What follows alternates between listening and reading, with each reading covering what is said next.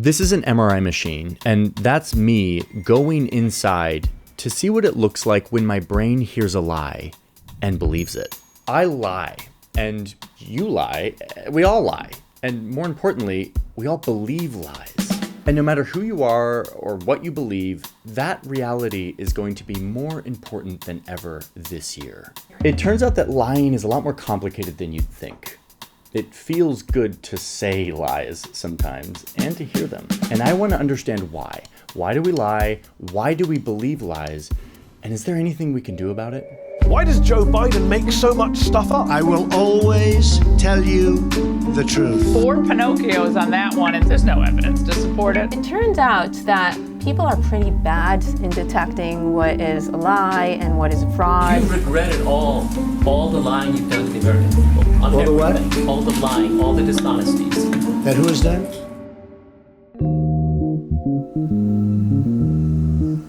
I'm on the campus of MIT. I'm about to go into this building where they do research on brain and cognitive sciences. I'm going to meet with one of the world leading experts who's going to talk to me about what happens when lies enter my brain. I'm Johnny. Hi, Tali. Hey Tali, nice to finally meet you. How are you? The primary role of Ferris detectors is to prevent the catastrophic, the big things flying into the magnet. Because if you walk in with an oxygen cylinder from about here, it's gone.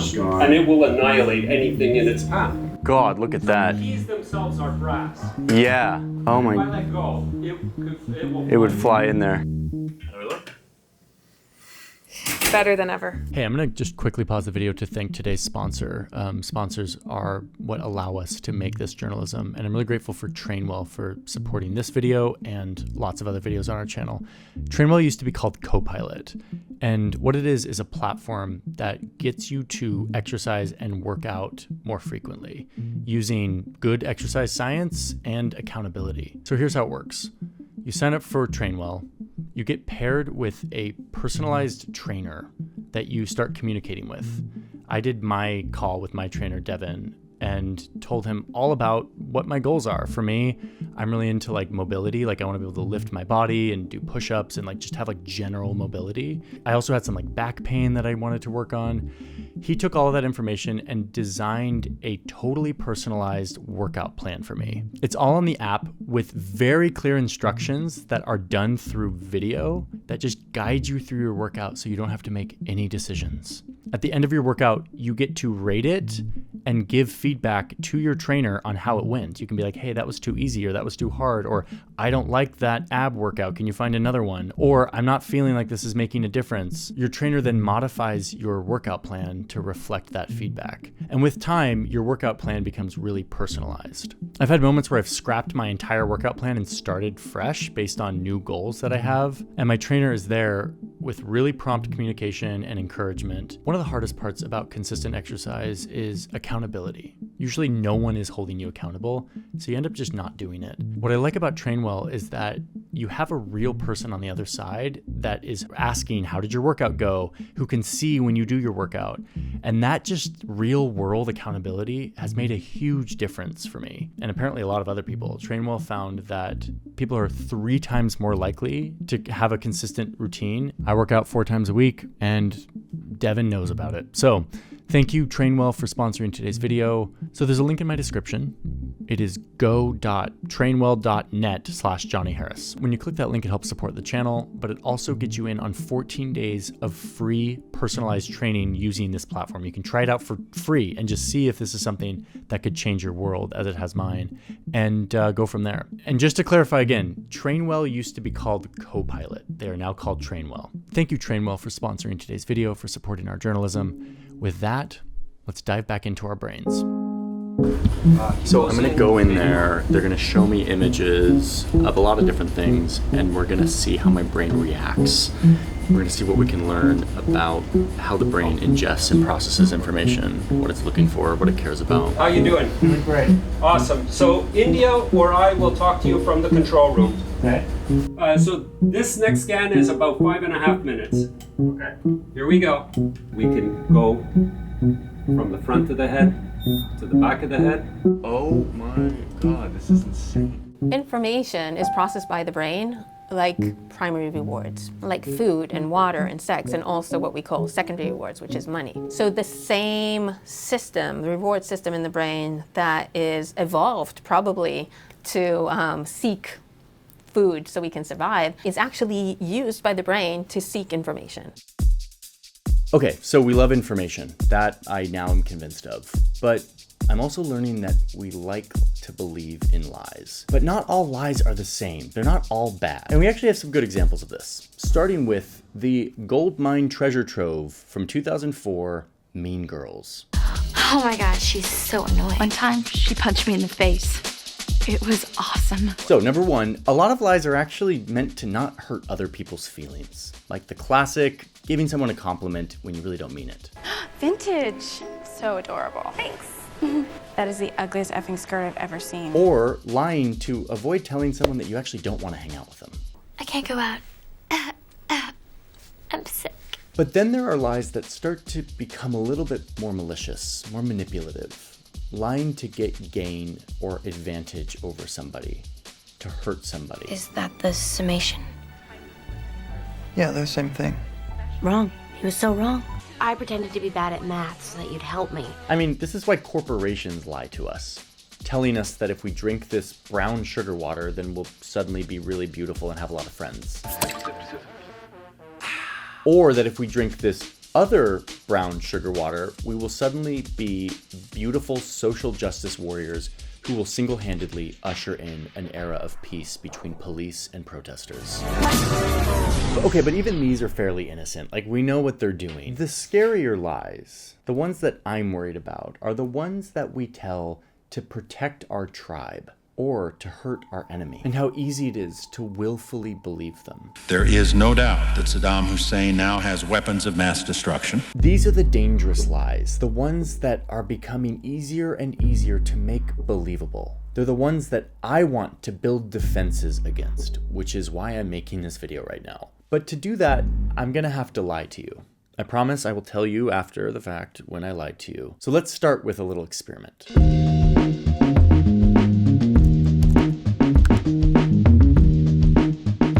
Okay, let's set the stage. Imagine your brain looks like this. It's a construction site that is constantly building a massive tower. To build this tower, we collect information from the outside world using our senses. That information is brought into our brain, and we use it to build our tower, our worldview. So we're inside my brain right now. And look, it's 6:30 in the morning, and because I'm a fan of psychological self-sabotage, I've decided to start my day by opening my phone and seeing what the algorithm has to serve me. Oh, and look, here comes all the information I'm taking in from my social media session. In my little analogy, this information is coming into my brain in the form of bricks. Bricks that are used to build this tower. This tower is my worldview. It is my reality, the things that I think are true. We all have one of these. But whoa, there's way too much information coming into my brain right now. I can't process all of this and add all of it to my tower. So that's where my inspection team comes in. A bunch of brain regions and processes dedicated to investigating, processing, and deciding which of these bricks are most important. Most bricks don't get much scrutiny because most of the stuff we take in is familiar and the brain just assumes it's true. Like, imagine walking down the street and wondering if that traffic light was actually real and sitting there and staring at it. Or wondering if your friend was lying when they said they would meet you at 10 a.m. for coffee. You wouldn't get anything done. All of your brain space would be just processing what's in this room right now. It would be impossible to function in this world if you were constantly evaluating every single thing you saw and felt. So we let bricks through without a lot of scrutiny. Oh, but look, I just opened Facebook and my uncle is posting about COVID vaccines. Look how this information shows up into my brain. This is not a boring or familiar or emotionless brick. It is a big, new, important brick. And it's a bigger deal for my inspectors because it contains information that either confirms or threatens my deep desires, fears, or core identity. This is the type of information that's more emotional, that's higher stakes. We often remember this stuff, and it informs our behavior. And in my analogy, These bricks, these important bricks, are the foundation of our tower, the foundation of our worldview. Okay, now that we've laid that foundation, let's do our experiment where I give you some bricks, some true, some not. And you pay attention to what that feels like for you. Are you ready? Let's do this.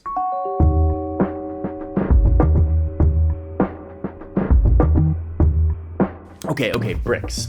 Here's a few. Listen to this one. Crime is on the rise everywhere, and every place is a possible crime target. Okay, now a few more. Crime is rising around the country. I feel less safe.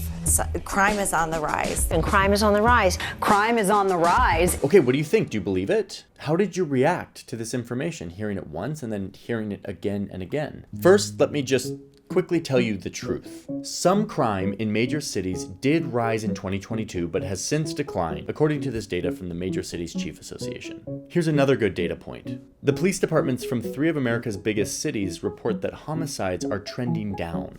The big crime report that the FBI puts out says that 2023 saw a 6% decrease in violent crimes across the country from the year previous, and that cities with over 1 million people saw an 11% decrease in violent crimes. So this assertion that crime is on the rise everywhere in the US is simply not true. It is not factually accurate. Okay, but my point here has nothing to do with crime rates. What I'm trying to show you is the illusory truth effect. So illusory truth effect is the tendency to believe something that you heard more than once. Okay, let's go back to our construction site for a sec. The illusory truth effect is when you hear something once, like that first clip I showed you, crime is on the rise everywhere, and maybe you're skeptical at first. So your inspectors reject it. It doesn't make it into your tower. But wait, look, there's like a ghost coming out of the brick that slips through these inspectors and settles onto the tower? Wait, what? Okay, but watch what happens next. I then played more clips with that same assertion. And even as my inspectors kept rejecting it, the ghost of the brick kept getting through, smoother and easier every time. And look, the brick is getting stronger until it kind of looks like the rest of the bricks. Okay, so you hear something a bunch of times and it starts to code as true. And then, and I hate this part, even after that information is debunked, like I looked up all the stats, I read all the FBI reports, and I know that that is not a true assertion, even then, the ghost of the brick still stays around.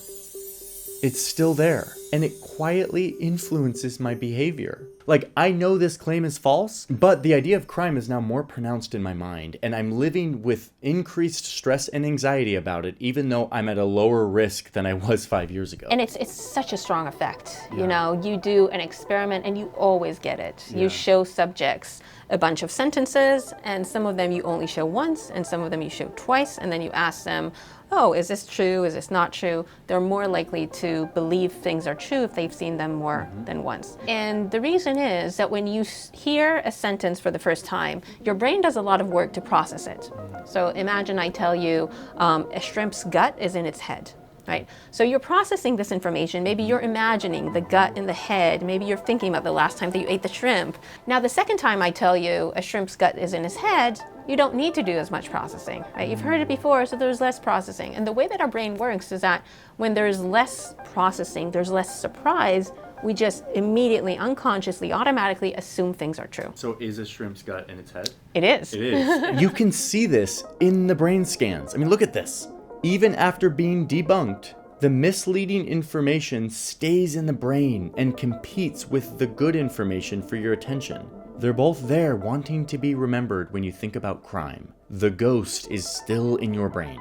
So yeah, this unfortunate quirk of the brain is called the illusory truth effect.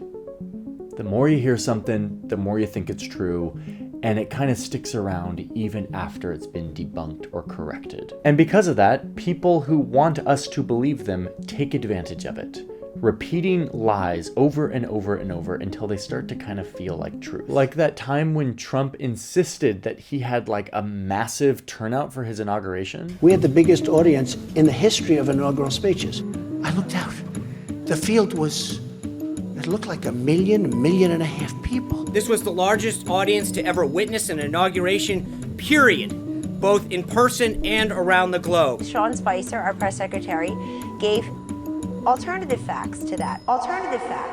And he just sort of said it over and over and over, even though there was like such clear evidence that no, this was not the largest turnout of all time. But when Trump and his people just say it over and over, people start to believe it. And yeah, I just wielded the illusory truth effect against you in the name of teaching you how this works. I gave you a fake fact, something that isn't true, and that fact is maybe still there floating around as a ghost in your brain. But let me just repeat once and for all that this fact that I told you was a lie. It is not true. The crime rate in the United States is not rising everywhere. Do you understand? Sorry. It's just that one of the studies I read said that if I make it emotionally intense, then you'll remember better. Okay, back to the construction site. I want to try to get a few more bricks into your brain. And this next one is the one we have to be probably most vigilant about. It's the hardest one to arm yourself against. Oh look, what a surprise, I'm on my phone again. And this time I'm watching a political video on the internet. I deeply agree with this video. And look at these bricks coming in. They're just breezing past my inspectors. They're getting loaded up right onto my tower. But wait a minute, hold on. These are high stakes bricks, like the important emotional information. Shouldn't they get careful inspection? Wait, what's going on? Why are these bricks getting in with just a free pass? Why is no one looking at these? Yeah, I'm looking at you. Hold on, and who's that? Okay, there's a lot going on here. Let me explain. These bricks, we'll call these bricks preferred information. They're kind of like the fancy people at the airport who have platinum status and who breeze through security and get priority boarding, but in this case, priority boarding into your brain.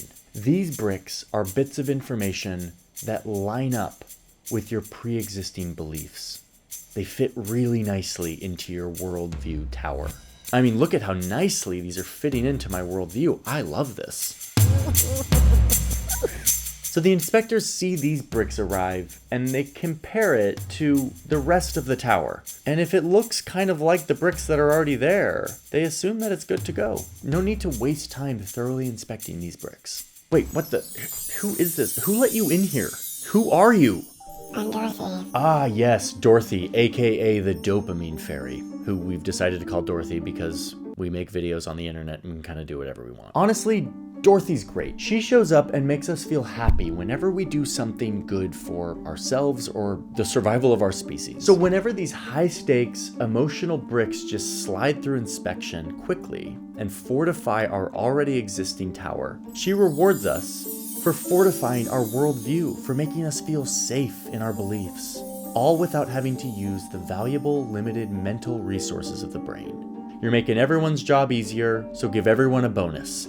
Let's do more of this, please. The result is a good feeling, the thing we all want. Okay, but let's go into the real world really quick and see what this looks like. I'm gonna do that thing again where I show you information. I put bricks into your brain. These ones are gonna be a little spicier than the last bit. And like on the real internet, some of these will be false or misleading, while others will be factually accurate. I will disclose all of that after the experiment, I promise. What I want you to do here as I throw these bricks into your world is pay attention to how they feel.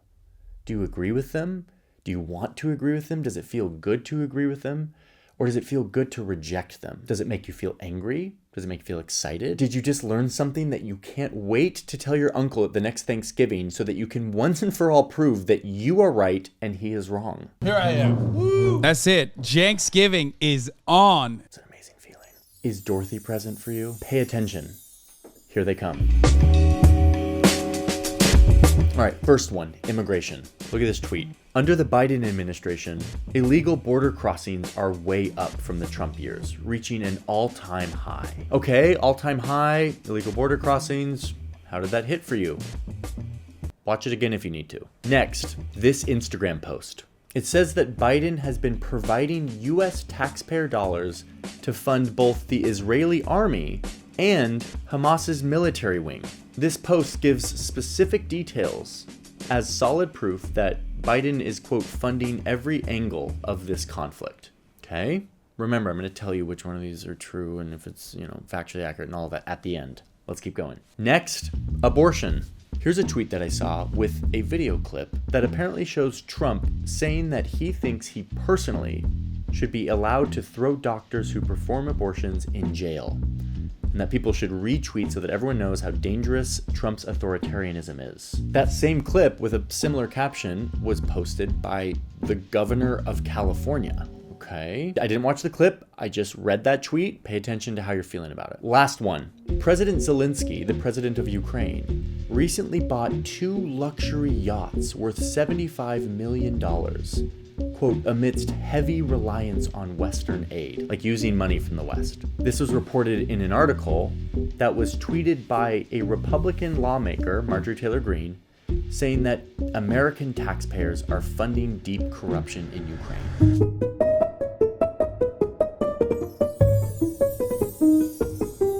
Okay, so illegal border crossings, are they at an all-time high? So full disclosure, if you look at my tower, you're gonna see a lot of like pro-immigration bricks. I think it should be a lot easier for people to come to this country. I think we need to fix that. That is like a deeply held belief of mine, given my life experience and what I've seen. And I'm also aware that people use illegal border crossings as a way to sort of rile up the conversation, to politicize it, to create fear of outsiders. So I'm pretty skeptical when I see a stat like this that claims an all-time high border crossing and Biden is way worse than Trump on this. So my natural inclination was to not believe this, to reject it outright and say, like, this is probably misleading. It turns out I'm totally wrong. This data is absolutely solid, reported from the Border Patrol via the Washington Post. This is an accurate graph. Whether I like it or not, I should let this brick into my tower. It's not going to change a ton about how I think about immigration and what I hope policymakers do, but it's true. It's factual. It's the truth. It's actual. I need to let it in, and so do you. This is a fact. If you're someone who is very critical of the Biden administration and how they've handled immigration, you may have let this in without even thinking twice, because it was preferred information. It confirmed your worldview, and it probably slipped in. Next up, Biden funding every angle of the war in Gaza. Okay, when I read this, I saw the stats on the right, and I sort of was like, yeah, this is maybe true. I've been quite critical of how the US war machine tends to give money and weapons to all sides of conflicts. They've done that many times. It wouldn't be surprising to me if this was the case here. So I kind of let it slip in without a ton of scrutiny. Another brick to confirm my worldview that we have an overly militarized foreign policy. But no, once again, I'm wrong. There's some facts in here, but overall this post is misleading. Yes, the US does give aid to Palestinians, but it's humanitarian aid. It comes in the form of emergency shelter, food, relief items, healthcare, mental health, psychological support. And it does not go to Hamas's military wing like the visual in this post asserts. One thing that is true is that the US does give a lot of money and weapons to Israel for their military, which they are now using in their war in Gaza. But again, this post is misleading. It is misinformation. It is not giving me a factual picture of what is going on here. But I kind of let it slip in again. Okay, that's 2 in a row where my confirmation bias just sort of let a couple bricks in. See if we can do better here. Okay, let's get to the last 2 here. Did Trump say that he personally should be able to throw doctors in jail if they perform an abortion? Proof of his authoritarianism. I mean, this would not be surprising at all to me. Trump has all kinds of authoritarian impulses and says crazy stuff all of the time. So if he said that he personally should be able to throw a doctor in jail, I would be like, yeah, he probably said that. Okay, but watch what happens when you actually watch the clip. Questions about abortion, but do you think a doctor should be punished who perform abortions? I'll let that be to the states. You know, everything we're doing now is states and states' rights. And what we wanted to do is get it back to the states, because for 53 years it's been a fight. And now the states are handling it. And some have handled it very well, and the others will end up handling it very well. And those are the things that states are going to make a determination about. Okay? So he didn't say that. He did not say the thing that that tweet said. What he said is still problematic to me and deserves scrutiny. But now it's all muddled because there's misinformation involved. Someone has totally mischaracterized this. in a way that draws the attention into information wars as opposed to actually being able to scrutinize how Trump thinks about abortion and states' rights. That's what's so toxic about misinformation. When I see it on things that like I in spirit would agree with, I feel so disappointed that the person sharing that information didn't stick to the facts, which would have been so much more powerful. So once again, I fell prey to some confirmation bias. Boy, oh boy, it's a hard world out there. Last one. Did President Zelensky use US taxpayer money to buy 2 yachts worth $75 million, as reported by Marjorie Taylor Greene, a Republican lawmaker? Like, no. Like, I immediately rejected this. I was like, you do not speak truth. You are not trustworthy. This feels outlandish. I tagged it as false right away, and I was right. This is totally 100% made up. In fact, even on the tweet, if you zoom down, you'll see that the link she posted comes from what is widely known as a Russian propaganda website. It's a totally made up story. But this factless brick slipped into the minds of a bunch of Republican lawmakers who, by the way, by design, were thinking about Ukraine and whether or not we should give more money to them. And in the backroom deliberations, while they were talking about it, one reporter notes that they said they are corrupt and they're maybe going to buy yachts with this money. It worked. The brick got in and the funding was delayed. Not just because of this, but stuff like this, misinformation, contributed to that discussion. Now, the funding did eventually get passed. As we're recording this, it like just got passed. So anyway, the point is, this misinformation can make it into the brains of people who are making our laws, and by the Russian government, no less. So that, my friends, is confirmation bias. It is the lovely feeling you get when you're met with information that confirms your worldview, whether it's true or not. If it confirms your worldview, makes you feel safe in your and your group's identity, you're gonna be way more likely to accept it without giving it any scrutiny. We're also more likely to go out and seek information, opinions, and data that confirms what we already believe. And on the other hand, we're less likely to believe information that goes against what we already believe, and less likely to go and seek it out. That's what we gotta be careful about. That's the dangerous stuff. More doctors smoke Camels than any other cigarette. Let's just switch gears for 1 second and ask a very important question, which is why? Why does our brain have these faulty habits that make us so susceptible to lies? And the answer is that for a lot of years, that's what kept us safe. Believing in myths and stories was actually very beneficial to humans for most of our history. It allowed us to organize around leaders who we thought had special powers, or to believe that there was a man in the sky who would reward us with good weather, which meant healthy crops, which was literally our food source, all if we obeyed the same rules.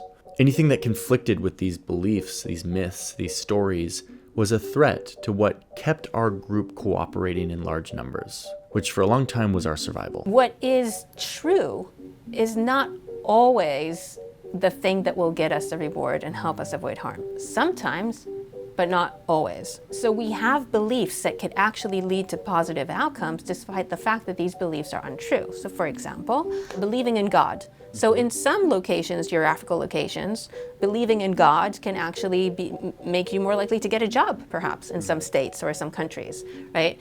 In many situations, believing in God will get you social support, right? So it doesn't, regardless of whether it's an accurate or inaccurate belief, right?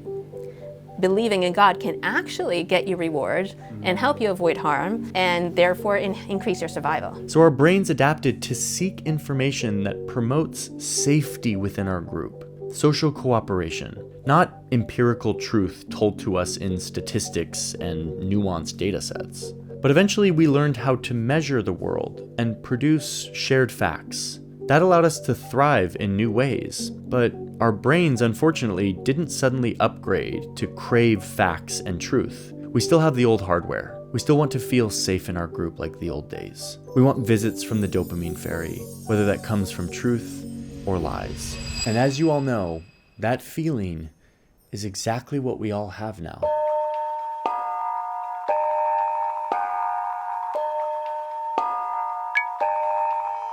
A few years ago, We invented a new information delivery system that custom delivers this feeling of safety for us. Only the preferred bricks. The ones that slip right through. The ones that earn us a visit from our favorite fairy. It's incredible technology. From the comfort of our own home, I can connect with people who have the same preferred bricks as me. We can build our towers and build bridges between them so we can share our preferred bricks with each other, giving each other bricks that fortify our worldview, confirm our safety. And God, it feels good. It's what every human brain wants. You're safe here. And whenever someone else with a different kind of tower shows up to the neighborhood and tells you in 280 characters that all of these bricks that make up the foundation of your tower are wrong and that you're an idiot for building your tower that way, you and everyone in your tower neighborhood get to fire arrows at them from afar. Oh look, and here comes the fairy again, to reward you for dunking on this enemy, this threat, allowing you to further bond with your group who helped you. If you think about how we evolved, it was mostly experiences, first experiences, or hearing the experience of, or watching, people that are close to us, right? Yeah. Now, of course, we can go online and we can get this information, epistemic knowledge in the forms of like text. And of course, the difference now is that it's also infinite. And we can also search for specific things according to what we want. So now we are directing what information we're consuming. What do I Google? Who do I follow? None of us are immune from this. I do this too. It is incredibly human. We crave that feeling that our group is right, our tower is firm, we are safe. And now that message is confirmed to you day and night with bright buttons and flashing lights. It's social, it's new media, it's free speech. But really, it's a feeling of safety and comfort, and we've mastered it. Good for us. Okay, but it's not all doom and gloom. I know that we hear this all of the time, and it feels like our brains are broken and social media has hijacked us and there's nothing we can do about it. But I actually believe in human brains. I mean, look what we've done. If there's anything humans can do, it is transcend our natural impulses to find more enlightened ways to work together and to create real safety and real connection, not the cheap and easy stuff. So I think we can do this. We're just at a moment in time where it's going to take some work. So as we all go back into the trenches of the internet that is now laced with misinformation and lies, let me give you a few tips that I have started using to navigate this world. Number 1, pay attention to your bricks. Just pay attention, like we've done today in the video, how that information hits your brain, how you want to reject it or accept it without scrutinizing it, and why, what that feels like. I think that's step 1 for all of us. I know I am sharpening my sense as I've reported this story and thought about this more. I'm going to walk away from this with a much keener sense and desire to put some friction in that often frictionless experience of letting bricks in that confirm my previously held worldviews. So pay attention. Number 2, remember how we actually change someone's mind. Most of us every day see some article or tweet or post that we deeply disagree with and that we think is based off of lies or misleading information. I will tell you, and there's now decent science on this, that one way to not change that person's mind is to yell at them and tell them that they're wrong. In fact, new studies are suggesting that trying to prove somebody wrong, especially in an internet setting, actually has the opposite effect, forcing us to refortify our towers. The more we yell at each other, the more we polarize, and the less we talk to each other, the less people's minds change. So if you're someone who has those types of arguments or leaves those types of comments on the internet, just know that the only person you're serving is you. You're not serving anyone else. You are serving that feeling that you get when you leave that comment that confirms your identity. You do you, but you're not changing anyone's mind. Number 3, and my last one here, is the power of I don't know, which this is kind of a big one.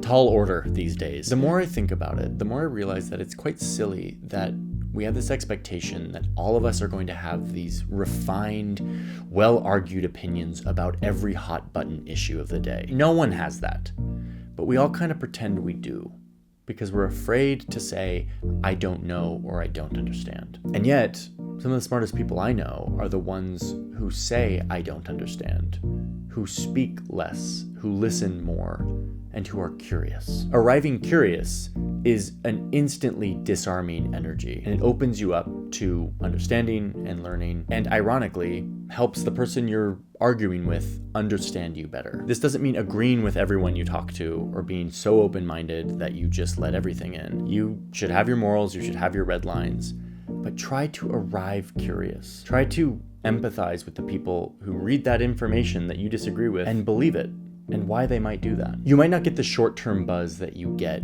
when you argue and you yell, but I promise that arriving curious with I don't know actually fosters long-term security. So that's it. That's the video. As we head into this election, we're going to hear a lot of lies. People are going to want us to believe things that are not true. I hope we can pay attention and see this information for what it is. And I hope through curiosity and understanding, we can get back to a world where our bricks start to look the same. We can agree on some version of fact and reality. I don't know if that's like 2 years from now or 20 years from now or 100, but I believe that we humans are capable of doing it. Even if the incentives of media and social media algorithms don't want us to, I think we can. But it's gonna take more vigilance of what goes into our own minds than ever before. Yeah. And so this is especially a problem when people have like outrageous lies. If you think about like the big fraudsters, right? Why do people fall for these big fraudsters like Elizabeth Holmes, for example? Because probably the person who is on the other side, they could not imagine doing something to such a large extent. So it's difficult for them to figure out that this is a lie. Well, for the kind of smaller lies, you know, like upping your height on like a dating app or something, people can be more suspicious because they're more likely to do that themselves. I see. Thank you, Trainwell, for sponsoring today's video, for supporting our journalism. And just to clarify again, Trainwell used to be called Copilot. They are now called Trainwell.